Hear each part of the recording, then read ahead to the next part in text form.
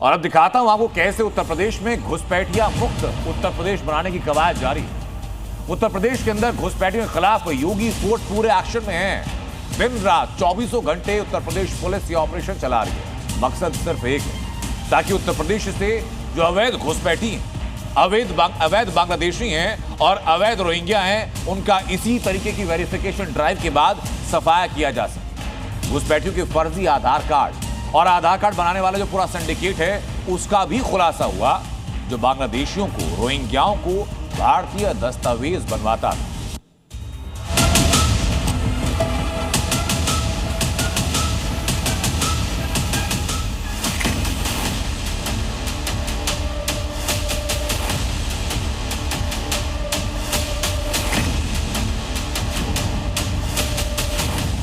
UP में operation torch, Bangladeshi Rohingya on search.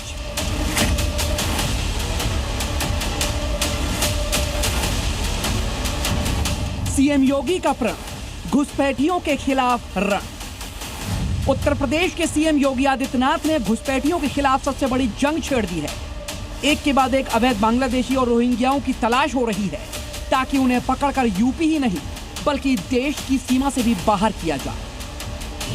एक तरफ यूपी से घुसपैठियों को खदेड़ने के लिए ऑपरेशन चल रहा है, तो दूसरी तरफ यूपी एटीएस ने फर्जी आधार के सिंडिकेट पर बड़ा प्रहार किया। दरअसल लखनऊ से गिरफ्तार बांग्लादेशी महिला नरगिस से पूछताछ में बड़ा खुलासा हुआ। नरगिस के पास से 3 फर्जी आधार कार्ड मिले। हर आधार कार्ड पर नाम, पता अलग अलग था। यानी नरगिस बार बार अपनी पहचान बदल रही थी। फेक आधार कार्ड बनाने वाले गिरोह में 10 लोग हैं। ये सिंडिकेट घुसपैठियों को भारतीय दस्तावेज मुहैया कराता था, साथ ही इनको पहचान छिपा कर रहने में भी मदद करता था।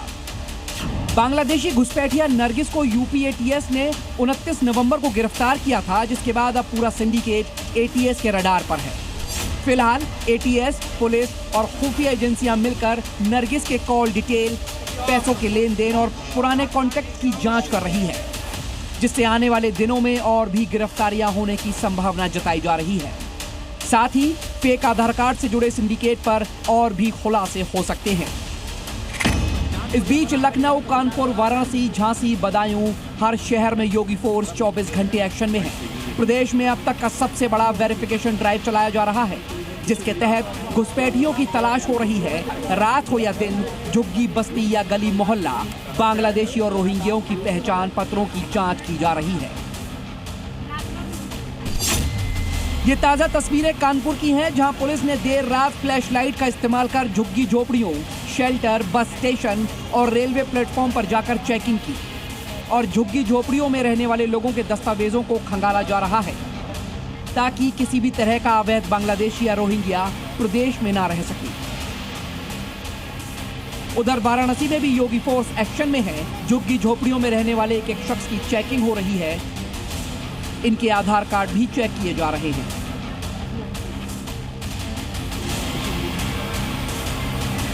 ये शासन से और डीजीपी मुख्यालय से, सीपी सर के निर्देश से ऑपरेशन टॉर्च चलाया जा रहा है, जिसमें हमारे द्वारा ये वेरिफिकेशन की जा रही है कि जो यहाँ के मूल निवासी नहीं हैं लेकिन यहाँ के बाशिंदे हो गए हैं, कुछ समय से यहाँ पर रह रहे हैं। ऐसा तो नहीं कि वो बांग्लादेश से या एनिमी कंट्रीज से यहाँ पर आके निवास कर रहे हैं, क्योंकि इनके पास जैसे इन्हीं जो 15 घर आप देख रहे हैं जो झुग्गी झोपड़ी की फॉर्म में, इनमें अराउंड 40 से 45 सदस्य रहते हैं। वाराणसी में सिर्फ सर्च ऑपरेशन नहीं चल रहा, बल्कि घुसपैठियों को पकड़ने के लिए पुलिस जागरूकता अभियान भी चला रही है। जो किराएदारों का सत्यापन नहीं कराएगा, उसके खिलाफ भी एक्शन होगा।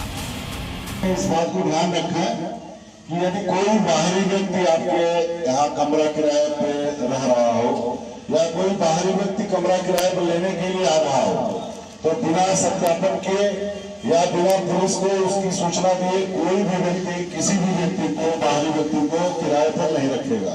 ऐसे किराए पर रख लिया बिना पुलिस को सूचना दिए, तो यदि किसी प्रकार की कोई घटना दुर्घटना होगी तो इसकी जिम्मेदारी आपकी होगी और आपके खिलाफ वैधानिक कार्रवाई की जाएगी। अब आपको दिखाते हैं इस ऑपरेशन के तहत योगी फोर्स ने अब तक कितने घुसपैठियों पर शिकंजा कसा है। वाराणसी में 500 से ज्यादा संदिग्ध मिले। सहारनपुर में 35 संदिग्धों की पहचान हुई, तो संभल में महिला समेत 6 बांग्लादेशी गिरफ्तार किए गए। ये आंकड़े तस्दीक करते हैं कि योगी फोर्स यूपी से घुसपैठियों के सफाए के साथ साथ इनके मददगारों का भी हिसाब किताब करने में जुट गई है। लखनऊ से तुषार श्रीवास्तव के साथ ब्यूरो रिपोर्ट, जी मीडिया। उत्तर प्रदेश में अपराधियों के लिए अब कोई सेफ जोन नहीं बचा है। उत्तर प्रदेश के मुख्यमंत्री ने सख्त निर्देश दिए। पुलिस जीरो टॉलरेंस पॉलिसी पर काम कर रही है। गोरखपुर से मुजफ्फरनगर और वहां से जौनपुर तक गौ तस्करों, गौकशों पर एक के बाद एक एनकाउंटर। मैसेज क्लियर है कि हर हाल में उत्तर प्रदेश को गौ तस्करों से भी मुक्त करना है। हम गौ माता को कटने नहीं देंगे, अवैध बूचड़खानों को खुलने नहीं देंगे।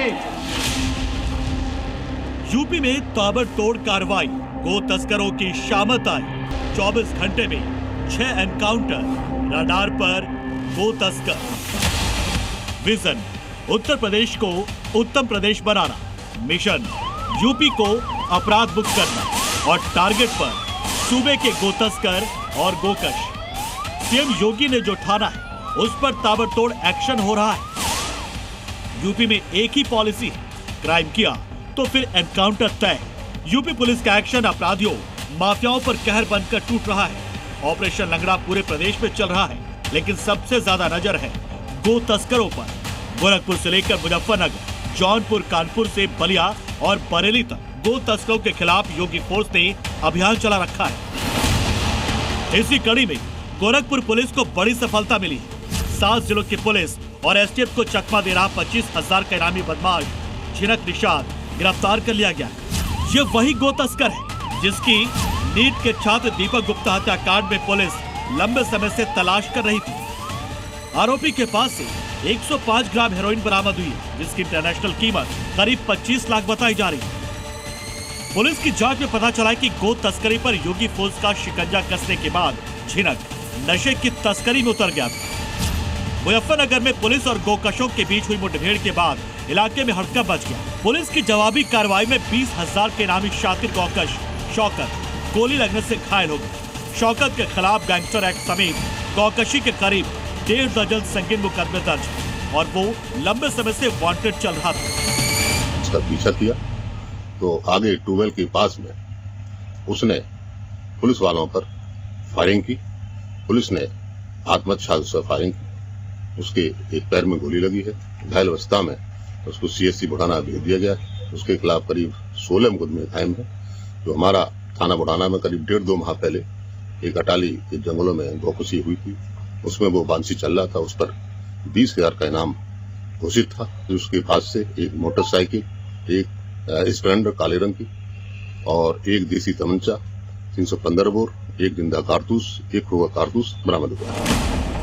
वहीं जौनपुर में पुलिस ने बड़ी कार्रवाई करते हुए एक शातिर गो तस्कर को मुठभेड़ में धर दबोचा है। पुलिस की जवाबी फायरिंग में कुख्यात गो तस्कर रोहित यादव घायल हो गया, जबकि उसके साथी साजिद को गिरफ्तार कर लिया गया। इस दौरान गो तस्करों के पास से बिना नंबर प्लेट की कार, हथियार और नकदी भी बरामद की गई। ये दोनों बदमाश बहुत ही शातिर हैं और जिनके द्वारा लगातार गौ तस्करी किया जाना स्वीकार किया गया और इनके असलहा कारतूसों को भी फॉरेंसिक टीम के द्वारा कब्जा पुलिस में लिया गया है और इनके खिलाफ थाना खुटन में विधिक कार्रवाई की जा रही है।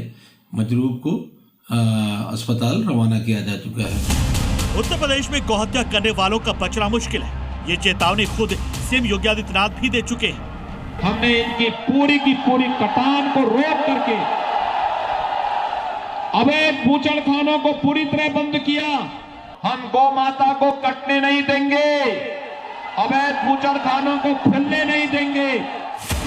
और महज ये चेतावनी नहीं है, ग्राउंड पर इसका असर भी देख लीजिए। 1 जनवरी 2024 से 31 अगस्त 2025 तक की यूपी पुलिस ने गौकशी के खिलाफ 699 मामले दर्ज किए। इस दौरान 2279 आरोपियों को गिरफ्तार किया गया, जबकि 540 आरोपियों ने पुलिस के डर से कोर्ट में सरेंडर किया और सख्त कार्रवाई के तहत 540 आरोपियों के खिलाफ गुंडा एक्ट लगाया गया। साथ ही 6 आरोपियों पर एनएसए लगाया गया। इसके अलावा 467 आरोपियों की हिस्ट्री शीट खोली गई। यही नहीं, गो तस्करी के मामलों में भी यूपी पुलिस ने कुल 1200 मामले दर्ज किए, जिसमें 2709 आरोपियों को गिरफ्तार किया गया। 568 आरोपी पुलिस के डर से कोर्ट में आत्मसमर्पण कर चुके हैं। 476 आरोपियों के खिलाफ गुंडा एक्ट और 9 के खिलाफ एनएसए, जबकि 288 की हिस्ट्री शीट खोली गई। यानी अब यूपी में गो तस्करों का अकाउंट ओपन हो चुका है और उनके खिलाफ ऑपरेशन तब तक जारी रहेगा जब तक यूपी में गो तस्करों का नामो निशान नहीं मिट जाता। ब्यूरो रिपोर्ट, ज़ी मीडिया। वहीं गैंगस्टर और गौ तस्कर के खिलाफ योगी फोर्स का एक्शन तो आपने देखा। अब मैं दिखाता हूं आपको वो हुड़दंगी और वो उपद्रवी जिन्होंने उत्तर प्रदेश की सड़कों पर आतंक मचा रखा है, खुद को योगी फोर्स के रडार पर लाकर के खड़ा कर दिया है, क्योंकि योगी ये साफ कह चुके हैं कि उत्तर प्रदेश में गुंडागर्दी नहीं चलेगी। कहीं सरेआम स्टंटबाजी, कहीं खुलेआम गुंडागर्दी, तो कहीं बीच सड़क पर बवाल। यूपी के अलग अलग शहरों से आई ये तस्वीरें हैरान करती हैं, क्योंकि यूपी में अपराधियों और अराजक तत्वों के लिए कोई जगह नहीं है। जो भी यूपी का माहौल बिगाड़ने की कोशिश करता है, योगी फोर्स उसका बुलेट से हिसाब कर देती है। मगर इन हुड़दंगियों और उपद्रवियों को शायद इस बात का एहसास नहीं। सबसे पहले अमरोहा से आई स्टंटबाजी की तस्वीरें देखिए। नेशनल हाईवे पर किसान नेता ने खुलेआम स्टंटबाजी कर सनसनी मचा दी। दर्जनों लग्जरी गाड़ियों के काफिले के साथ हाईवे पर जबरदस्त हुड़दंग मचाया गया, जिससे सड़क पर ट्रैफिक तो डिस्टर्ब हुई, सड़क पर चलते राहगीरों में भी दहशत फैल गई। सोशल मीडिया पर इस घटना का वीडियो वायरल होते ही योगी फोर्स हरकत में आई और जांच शुरू की तो पता चला कि वायरल वीडियो में दिख रहे शख्स भारतीय किसान यूनियन अंबेडकर के अध्यक्ष दिग्विजय भाटिका, जिसमें वो कार की विंडो से लटक कर स्टंट करते नजर आ रहे हैं। मगर अब भाटी जी को ये स्टंटबाजी भारी पड़ सकती है। योगी फोर्स ने इनके खिलाफ मुकदमा दर्ज कर 29,000 का चालान भेज दिया है और बाकी गाड़ियों की पहचान की जा रही है ताकि उन पर एक्शन लिया जाए। NH9 पर वायरल हो रहे वाहनों के काफिले संबंधी वीडियो के संबंध में अवगत कराना है कि इसमें थाना डिडोली पर एक मुकदमा पंजीकृत किया गया है। एक वाहन का MV एक्ट की सुसंगत धाराओं में 29,000 रुपए का चालान किया गया है। अन्य वाहनों की तस्दीक की जा रही है। अग्रिम वैधानिक कार्रवाई प्रचलित है। क्षेत्र में शांति एवं कानून व्यवस्था सामान्य है। गुंडागर्दी और अराजकता की अगली तस्वीर मऊ से आई, जहां शहर के व्यस्त इलाके में एक बार मालिक के साथ बेरहमी से मारपीट की।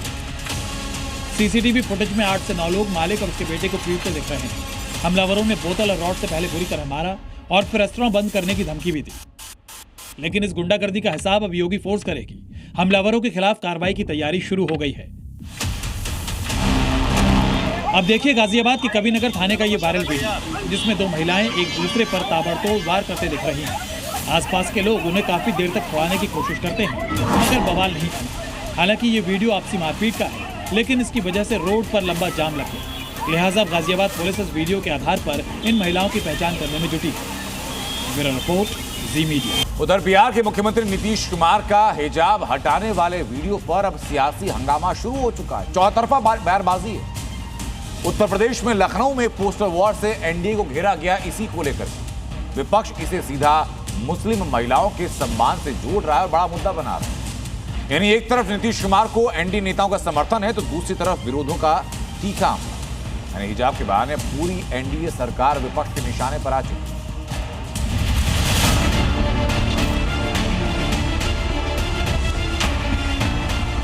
भारत है, भारत में कानून का राज चलेगा। नीतीश कुमार ने सही किया। कुछ भी बोल दीजिए, उनकी आदत है, उनकी दुकान चलनी चाहिए। बिहार के मुख्यमंत्री नीतीश कुमार के मुस्लिम महिला का हिजाब हटाने वाला वायरल वीडियो अब सियासी बवंडर बन गया है। लखनऊ में समाजवादी पार्टी दफ्तर के बाहर पोस्टर लगाकर बिहार की एनडीए सरकार पर सीधा हमला बोला गया है। पोस्टर के जरिए समाजवादी पार्टी ने आरोप लगाया है कि बिहार की एनडीए सरकार महिलाओं की गरिमा, अधिकार और सम्मान को नजरअंदाज कर रही है।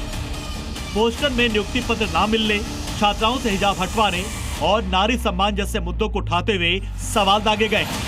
राजधानी लखनऊ में समाजवादी पार्टी के दफ्तर के ठीक बाहर एक पोस्टर लगाया गया है, जिसमें आप देख सकते हैं कि सपा नेता मोहम्मद इखलाक की तरफ से ये पोस्टर लगाया गया है, जिसमें नियुक्ति पत्र के वक्त जब नीतीश कुमार ने हिजाब हटाया था, जिसको लेकर विवाद हुआ था, उसको इस पोस्टर में दिखाया गया है। और सीधे तौर पर ये कहा जा सकता है कि लगातार हिजाब विवाद बढ़ता जा रहा है और नीतीश कुमार ने जिस तरह से नियुक्ति पत्र बांटते वक्त हिजाब हटाया था, उसको लेकर राजनीतिक बयानबाजी तो हो ही रही है, लेकिन अब पोस्टर के जरिए भी जो कटाक्ष है वो किया जा रहा है। विपक्ष इस मुद्दे को महिला सम्मान से जोड़ रहा है और इसे एनडीए के खिलाफ बड़ा हथियार बनाना चाह रहा है। लेकिन बीजेपी के फायर ब्रांड नेता गिरिराज सिंह और एनडीए की सहयोगी पार्टी हम के अध्यक्ष जीतन राम मांझी भी नीतीश को सपोर्ट कर रहे हैं। अगर कोई नियुक्ति पत्र लेने के लिए जा रहा हो या जा रही है, क्या उसका चेहरा नहीं दिखाएगी? ये कौन सा, ये कोई इस्लामिक देश है? नीतीश कुमार जी ने एक गार्जियन की हैसियत से, आप पासपोर्ट लेने जाती हो तो दिखाती हो कि नहीं? पाकिस्तान और इंग्लिस्तान की बात करते हैं। ये भारत है, भारत में कानून का राज चलेगा। नीतीश कुमार ने सही किया। बेटी समझ करके, बहू समझ करके कि भाई काम करने जा रहे हो तो हिजाब लगाने की क्या जरूरत है, इस तरह की बात किए होंगे। उनका कोई इंटेंशन खराब नहीं था। अगर इंटेंशन खराब होती बात तो हम भी उसको कर सकते थे कि गलत हुआ है। वो स्वाभाविक रूप में हो सकता है। बहुत लोगों को होता है कि जुल्फी रखे रहते हैं तो कहते हैं अरे ऐसा जुल्फी रखने से क्या फायदा है, क्या है, तो ये क्या हुआ। तो इसलिए इसको धर्म के चश्मों से नहीं देखना। नीतीश कुमार का गिरिराज सिंह और जीतन राम मांझी से पहले संजय निषाद भी समर्थन कर चुके हैं, लेकिन इन दोनों नेताओं को पप्पू यादव ने जवाब दिया। तो वहीं ओवैसी की पार्टी के इम्तियाज जलील भी नीतीश कुमार पर भड़के हुए हैं। दोनों आदमी को माफी मांगना चाहिए, गिरिराज को भी और संजय निषाद जी को। नेता संजय निषाद को बर्खास्त करना चाहिए और गिरिराज से तो आप कोई उम्मीद ही मत कीजिए। आप रोपिएगा बबूल, खाइएगा खजूर, गोबर पर कितना भी घी डालिए, क्या फर्क पड़ता है? कुछ भी बोल दीजिए, उनकी आदत है, उनकी दुकान चलनी चाहिए। जाहिर तौर पर विपक्ष को मुद्दा मिल गया है और नीतीश के बहाने टारगेट पर पूरा एनडीए। ये गलत करा है इन्होंने, ये हमारे बहुत अहम है हमारे लिए ये हिजाब का, और ये बहुत वो करा है, उन्हें माफी मांगनी चाहिए, उन्हें माफी मांगनी चाहिए। बिहार के मुख्यमंत्री ने माफी मांगनी चाहिए। हिजाब हमारे लिए बहुत मायने रखता है। और जिस महिला की बदौलत बिहार में नीतीश सरकार को बम्पर जीत मिली, अब हिजाब हटाए जाने को महिला सम्मान से जोड़कर विपक्ष बड़ा गेम प्लान बना रहा है। लखनऊ से विशाल रघुवंशी के साथ ब्यूरो रिपोर्ट, सी मीडिया। हिजाब का फसाद कैसे बिहार से शुरू होकर उत्तर प्रदेश तक पहुंचा, ये आपने देख लिया। अब मैं आपको सुनवाता हूं कि हिजाब विवाद पर मुस्लिम धर्मगुरु क्या कह रहे हैं। मैं तो ये कहना चाहता हूं कि नीतीश कुमार जी की उम्र ही इतनी हो गई थी, उन्हें ये पता ही नहीं चलता है मैं क्या क्या कर रहा हूं। उन्हें जो है अब इस्तीफा दे देना चाहिए और अब किसी पार्टी के किसी अच्छे व्यक्ति को अपनी जगह पद जो है छोड़ देना चाहिए, उसके लिए उसको पद पर बैठा देना। हिंदू मुस्लिम के चश्मे से मत देखिए, इसे इस चश्मे से देखिए कि ये नारी का अपमान है, ये महिला के सम्मान के साथ छेड़छाड़ है, महिला के साथ उसका अपमान है। और मैं अपील करता हूं कि मुख्यमंत्री जी इसके बारे में क्षमा कहें, माफी मांगे। और अब वो खबर जिसको लगातार जी न्यूज उठा रहा है, आपके और हमारे जीवन से जुड़ी हुई, साफ हवा के अधिकार से जुड़ी हुई। दिल्ली की हवा लगातार जहरीली है, हफ्तों के हफ्तों गुजरते जा रहे हैं। सरकार प्रेस कॉन्फ्रेंस कर देती, अब कुछ कदम सामने आए, सरकार की सख्ती बताई जा रही कि हो रही है। बताया जा रहा है कि ऐसी जहरीली हवा को हटाने के लिए ग्राउंड पर चेकिंग की जा रही है। बताया जा रहा है कि चालान काटे जा रहे हैं, पाबंदियों की बात की जा रही है। सब कुछ होता हुआ दिख रहा है, लेकिन क्या लोगों को साफ सांस मिल पा रही है? ग्रैब 4 लागू कर दिया, BS4 से BS6 गाड़ियों की एंट्री को लेकर प्रावधान बना दिए गए, लेकिन आम लोगों का क्या? मुश्किलें तो बढ़ रही हैं। दिल्ली NCR में दाखिल होने वाली गाड़ियों की तादाद घट रही है, लेकिन क्या पॉल्यूशन घट रहा है? क्या राजनीति लगातार हो रही है, आरोप दिखाए जा रहे हैं, बताए जा रहे हैं, लेकिन इलाज क्या सिर्फ नियमों से होगा, तानों से होगा, या कोई समाधान वाकई दिल्ली के लोगों को सरकार दे पाएगी?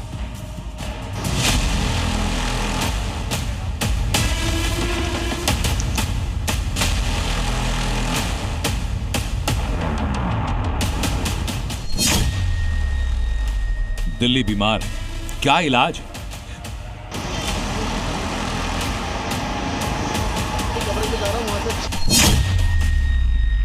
दिल्ली की हवा से जहर खुरानी कब तक?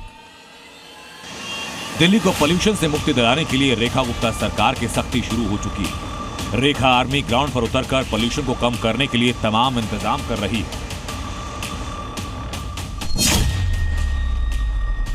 बिना PUC के पेट्रोल पंप पर ईंधन नहीं मिलेगा। BS6 से नीचे की गाड़ियों की एंट्री राजधानी में नहीं होगी। निर्माण कार्यों पर पूरी तरह से रोक लगा दी गई। इनको लागू करने के लिए दिल्ली के चप्पे चप्पे पर दिल्ली पुलिस नजर आई। कई जगह पर दिल्ली पुलिस के साथ पब्लिक की बहस भी देखने को मिली। मुझे एक बार नोटिफिकेशन मैंने मांग लिया कोई गलत। यस सर, हम बोल रहे हैं, हम हिसाब से हम बोल रहे हैं आपको, तो आप क्यों नहीं मानते हैं? लेकिन मुझे भी जहाँ तक समझ है कल से हुआ है, मैं ये बोल रहा था। सर मैं आपने क्या बोला कि नहीं एक दिन कल से लागू हो चुका, आप कह रहे हैं? सर मुझे सुनी बात शुरू होगा नहीं, आपका पॉल्यूशन वैलिड नहीं है क्या? नहीं सर, मैंने उस दिन भी आया था 2 बार, अभी भी बोल रहे हैं 10 मिनट लगेगा। एक बार नहीं, मैं तो सर रेडी हूँ, लेकिन वही है जिस कराने के बाद तेल लीजिए। सर बात आपकी सही होना भी चाहिए, मैं इस बात को एग्री करता हूँ, लेकिन वही है ना, आओ तो ये खराब है तो वो सर्वर नहीं चल रहा है। पॉल्यूशन से मुक्ति के लिए जो पाबंदियां उसे जिसने भी तोड़ा, आम हो या खास, चालान काटा जाए। ग्रेफ 4 लागू है, जो डीजल के वाहन है BS4 है उनको रोका जा रहा है। ये देख लीजिए, एक गाड़ी जो है यहाँ पहुँची है और जो विधायक का जो स्टिकर है दरअसल इस पर लगा हुआ है और दिल्ली पुलिस ने इसको रोका है। जो चालान है दरअसल वो किया जा रहा है। काफिले में चलती है विधायक के और दिल्ली पुलिस जो है वो लगातार इस तरह की जो गाड़ियाँ हैं उनको दरअसल रोक रही हैं और आगे नहीं जाने दिया जा रहा क्योंकि ग्रेफ 4 जो है वो लागू है। मतलब अगर आपके पास BS6 वाहन है तो दिल्ली में एंट्री होगी। BS4 पेट्रोल वाहन 15 साल पुराना है तो भी एंट्री होगी। BS4 डीजल वाहन 10 साल पुराना है उसकी भी एंट्री होगी। लेकिन वाहन BS3 है तो दिल्ली में एंट्री नहीं होगी। दिल्ली सरकार के मंत्री प्रवेश वर्मा ने प्रदूषण के लिए सीधे आम आदमी पार्टी पर निशाना साधा और कहा कि ये सिर्फ 1 साल की परेशानी नहीं। सर आम आदमी पार्टी की सरकार ने, केजरीवाल जी ने 4 काम भी कर दिए होते तो हमको बाकी के काम करने पड़ते, 1 काम भी कर दिया होता तो हमको बाकी के काम करने पड़ते। मगर केजरीवाल जी ने, आम आदमी पार्टी की सरकार ने पिछले 11 सालों में इनमें से एक भी काम नहीं किया। आपको बता दें कि दिल्ली में ग्रेफ 4 लागू होने के बाद गुरुग्राम, गाजियाबाद, फरीदाबाद और नोएडा से दिल्ली में रोजाना आने वाली 12 लाख गाड़ियों पर असर पड़ने की आशंका है। नोएडा से 4 लाख से ज्यादा वाहन दिल्ली में प्रवेश नहीं कर पाएंगे। गुरुग्राम से 2 लाख और गाजियाबाद से 5.5 लाख वाहनों को दिल्ली में आने से रोका जाएगा। दिल्ली में प्रदूषण को लेकर सियासत भी शुरू है। कांग्रेस और सपा ने सीधा बीजेपी को जिम्मेदार ठहराया। दिल्ली के लोग एक गैस चैम्बर में जैसे हालत होती है, घुटन महसूस कर रहे हैं। तमाम तरह की बीमारियां हो रही हैं। जवाब देंगे पर्यावरण मंत्री? लिखा पढ़ा एक घिसा पिटा जवाब। मैं सिर्फ ये जानना चाहता हूं कि 11 साल से केंद्र की सरकार यहां है। मोदी जी क्या किया केंद्र सरकार ने? मुझे तो लगता नहीं पॉल्यूशन पे लोग चर्चा कराएंगे, क्योंकि दिल्ली की मुख्यमंत्री की निगाह में पॉल्यूशन है ही नहीं। वो तो AQI को टेम्परेचर बता रहे हैं, तो कोई समझती नहीं पॉल्यूशन क्या है। उधर दिल्ली के पूर्व CM अरविंद केजरीवाल ने एक्स पर पोस्ट करके PM मोदी और राहुल गांधी पर सवाल खड़े किए और लिखा कि प्रधानमंत्री ओमान में, नेता विपक्ष जर्मनी में और देश की राजधानी प्रदूषण में, लेकिन दिल्ली में प्रदूषण की समस्या नई नहीं है। सरकारें इस पर काम करने के वायदे करती हैं, लेकिन समस्या जस की तस। नतीजा गैस चेंबर बनी दिल्ली में सांस लेना मुश्किल। दिल्ली से अनुराग मिश्रा और देवेश कुमार के साथ ब्यूरो रिपोर्ट जी मीडिया। तो वहीं कोडीन कफ सिरप की जांच में बहुत बड़ा खुलासा हुआ है। ये सिंडिकेट सिर्फ नशे के कारोबार तक सीमित नहीं था, बल्कि तार जुड़े थे इसके आतंक के साथ। एनफोर्समेंट डायरेक्टरेट यानी ईडी को शक है कि नशीले कफ सिरप की काली कमाई से आतंकियों की फंडिंग की गई, जिसके बाद ईडी की जांच की दिशा पूरी तरीके से अब बदल चुकी। रिपोर्ट जरा देखिए।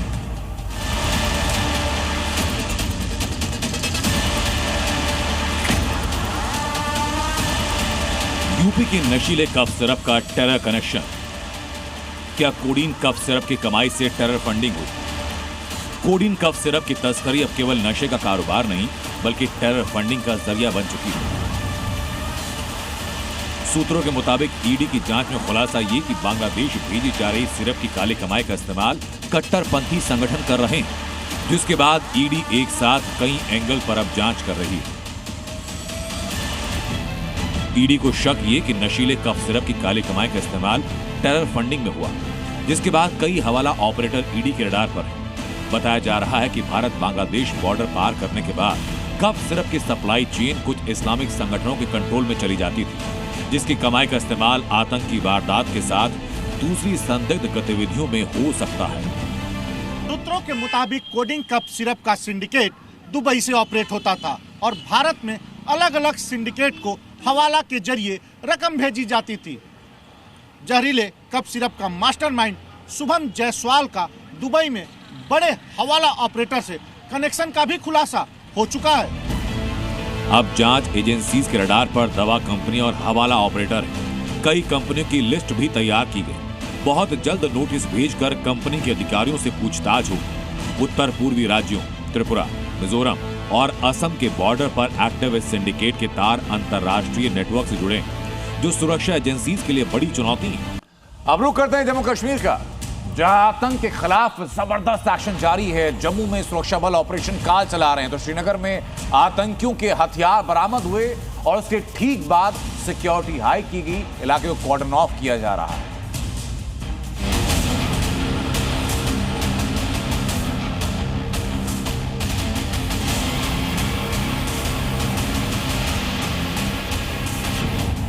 एक्शन में सुरक्षा बल,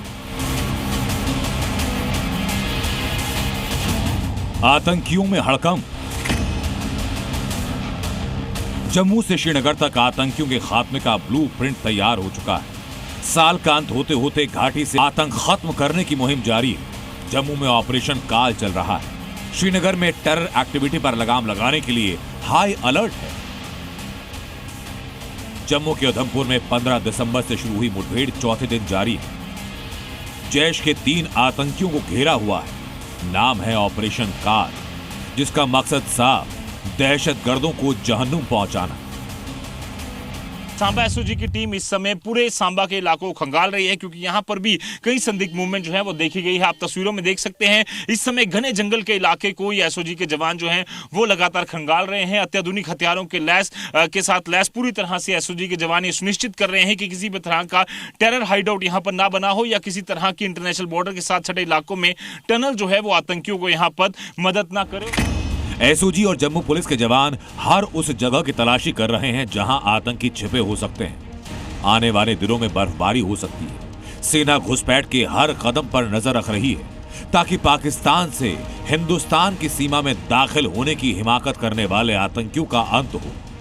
जम्मू के एसओजी जवान जो हैं, स्पेशल ऑपरेशन ग्रुप के जवान, वो यहाँ पर चप्पे चप्पे की निगरानी कर रहे हैं, पगडंडी खंगाल रहे हैं, इलाका जो है वो तलाश रहे हैं। आप तस्वीरों में देख सकते हैं किस तरह से अत्याधुनिक हथियारों के साथ लैस ये जम्मू कश्मीर पुलिस के स्पेशल ऑपरेशन ग्रुप के जवान, जिन्हें इसी की ट्रेनिंग है कि आतंकी जहां भी दिखे उसी समय उसे भून दिया जाए।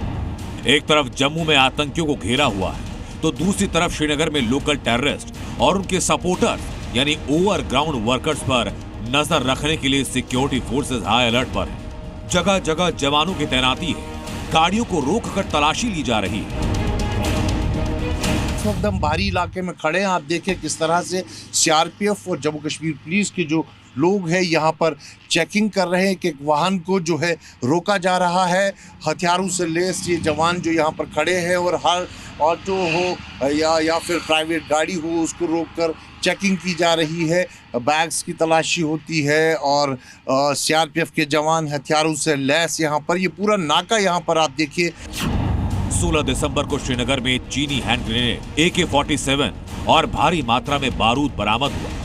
सुरक्षा बलों ने 7 जिलों के 12 इलाकों में छापेमारी की, 12 लोगों को हिरासत में लिया, जबकि आतंकी संगठन से कनेक्शन के शक में 150 संदिग्धों को गिरफ्तार किया गया।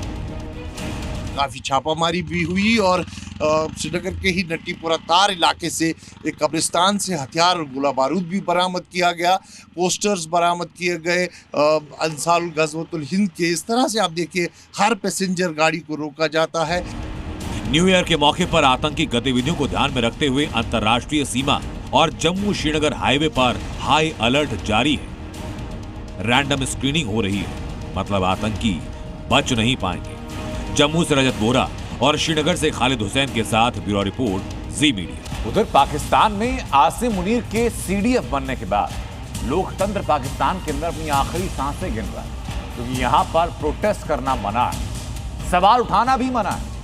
और इसलिए मुनीर और शहबाज की फौज इमरान समर्थकों पर केमिकल वाटर से हमला कर रही है।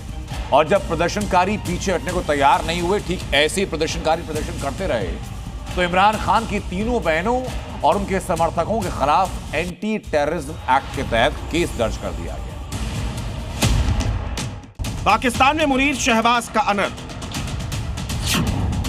इमरान खान की बहनें आतंकी।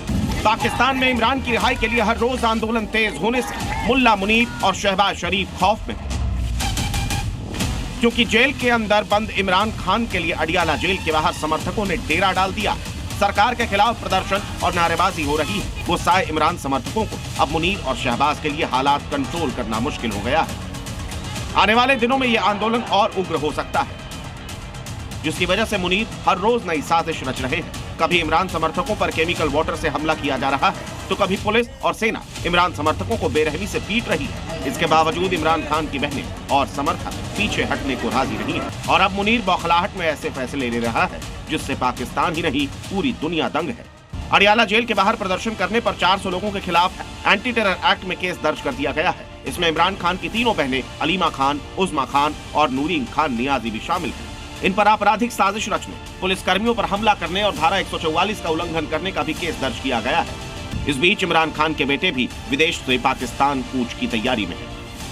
दोनों बेटे जनवरी में पाकिस्तान आ सकते हैं। इमरान खान अगस्त 2023 से जेल में बंद है। अप्रैल 2022 में सत्ता से बेदखल होने के बाद से उनके खिलाफ कई मामले दर्ज किए गए हैं। लेकिन अब जो मुनीर खुद आतंकियों को पालकर दूसरे देशों में भेजता है, वही अपने ही मुल्क के पूर्व पीएम की बहनों को आतंकी घोषित करने में जुट गया है। ब्यूरो रिपोर्ट, जी मीडिया। पाकिस्तान में हाल वाकई बहुत बेहाल है। एक तरफ पाकिस्तान में हालात गृहयुद्ध जैसे बनते दिखाई पड़ रहे हैं, दूसरी तरफ अब ट्रंप ने मुनीर को फंसा दिया। ट्रंप गजा में सेना चाहते हैं, जबकि पाकिस्तान की आवाम इसे गुनाह मानती है। तो इसी के बीच सवाल ये खड़ा होता है कि मुनीर ट्रंप की सुनेंगे या तख्त बचाने के लिए अपने कदम पीछे खींचेंगे।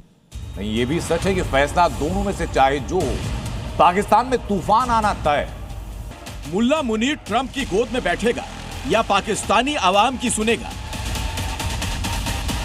पाकिस्तान की हर गली चौराहे पर चर्चा तेज है, क्योंकि मुनीर फंस चुका है। ट्रंप ने मुनीर को ऐसा फंसाया, इधर कुआं उधर खाई, जाए तो कहां जाए। व्हाइट हाउस में लंच मुनीर को बड़ा भारी पड़ा। ट्रंप के चक्रव्यूह में फंस गया आर्मी चीफ मुनीर। ट्रंप ने रखा मुनीर के सामने गाजा पीस प्लान। पूरी दुनिया में पाकिस्तान ने ढोल पीटा कि ट्रंप ने व्हाइट हाउस में उसके आर्मी चीफ मुनीर को लंच देकर ऐसा सम्मान दिया जैसा कभी हासिल नहीं हुआ। एक बार नहीं, दो बार ट्रंप के सामने सूटेड बूटेड मुनीर इतराते हुए व्हाइट हाउस पहुंचा था। अब यही मुलाकातें मुनीर की रातों की नींद उड़ा रही हैं। क्यों? पहले इसे जरा समझिए। ट्रंप ने मुनीर से कहा वो पाकिस्तानी सेना गाजा भेजे। गाजा के लिए प्रस्तावित स्टेबलाइजेशन फोर्स में पाकिस्तानी सैनिकों की तैनाती करे।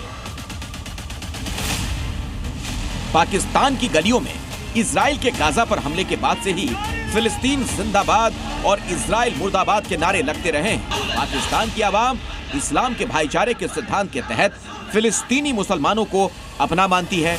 इजराइल के खिलाफ पाकिस्तान के बच्चे बच्चे के जहन में नफरत भरी हुई है। तो मुनीर ने अगर सेना गाजा भेजी तो ये फैसला पाकिस्तान के भीतर जबरदस्त राजनीतिक और धार्मिक प्रतिक्रिया को जन्म दे सकता है। दूसरी ओर अगर पाकिस्तान गाजा मिशन से पीछे हटता है तो ये ट्रंप को निराश कर सकता है, जिसका नतीजा पाकिस्तान के लिए बहुत घातक होगा, क्योंकि पाकिस्तान अमेरिका से निवेश और सुरक्षा सहायता चाहता है जो लंबे समय से लगभग ठप पड़ी है। मुनीर की सबसे बड़ी चिंता यही है, अगर अमेरिकी समर्थन वाली योजना के तहत गाजा में पाकिस्तानी सैनिक भेजे गए तो इस्लामिक पार्टियां बड़े पैमाने पर विरोध शुरू कर सकती हैं। इन संगठनों के पास हजारों लोगों को सड़कों पर उतारने की ताकत है।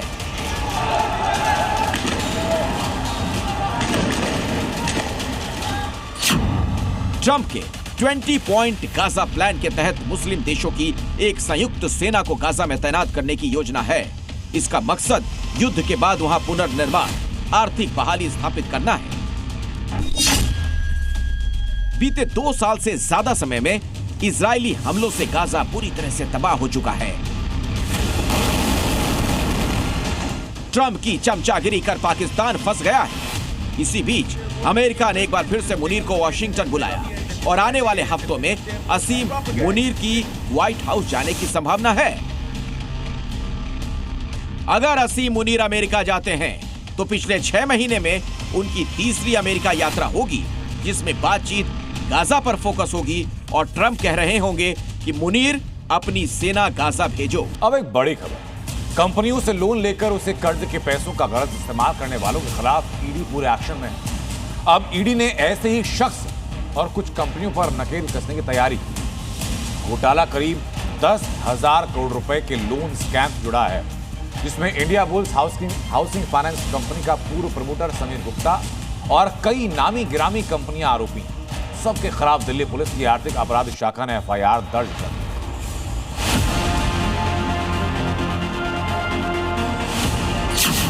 करोड़ों का लोन लो, उन पैसों को डकार जाओ, यही कर रही हैं कुछ कंपनियां जो ईडी के निशाने पर आई हैं। ये है Sameer Gehlot. Sameer India bulls house finance limited के पूर्व प्रमोटर। इनके खिलाफ ईडी ने दिल्ली पुलिस की आर्थिक अपराध शाखा में एफआईआर दर्ज करवा दी है। समीर गहलोत के अलावा कुछ कंपनियों के खिलाफ भी आर्थिक धोखाधड़ी के आरोप में ईडी ने एफआईआर दर्ज करवाई।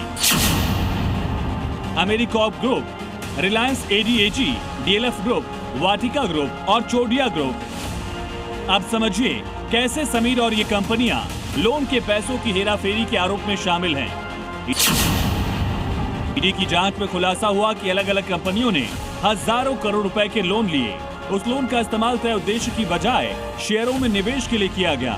नाम मात्र ब्याज दर पर फंड ट्रांसफर करने के लिए किया गया। इससे सार्वजनिक धन और बैंकों को भारी नुकसान हुआ। ईडी का आरोप है कि कंपनी ने सभी ट्रांजैक्शन धोखाधड़ी के इरादे से ही किए। आरोप है कि अमेरिकॉर्प ग्रुप के हरीश पवियानी ने आईएचएफएल से 2078 करोड़ रुपए का कर्ज लिया। रिलायंस एडीएजी की 5 कंपनियों को आईएचएफएल ने 1580 करोड़ का कर्ज दिया और डीएलएफ ग्रुप को 1705 करोड़, जबकि वाटिका ग्रुप को 4600 करोड़ का कर्ज दिया गया। उन सब कंपनियों को लोन बांटने में इंडिया बुल्स हाउसिंग के पूर्व प्रमोटर समीर गहलोत शामिल थे। आरोप है कि धोखाधड़ी के जरिए कमाई का कुछ हिस्सा समीर गहलोत को भी मिला। ईडी की शिकायत के बाद अब दिल्ली पुलिस की आर्थिक अपराध शाखा ने केस दर्ज किया और धांधली की जांच करेगी। इन कंपनियों के लोन स्कैम से जुड़े बड़े खुलासे अभी बाकी हैं। अगले कुछ दिनों में जी न्यूज पर इसका खुलासा होगा। ब्यूरो रिपोर्ट, जी मीडिया।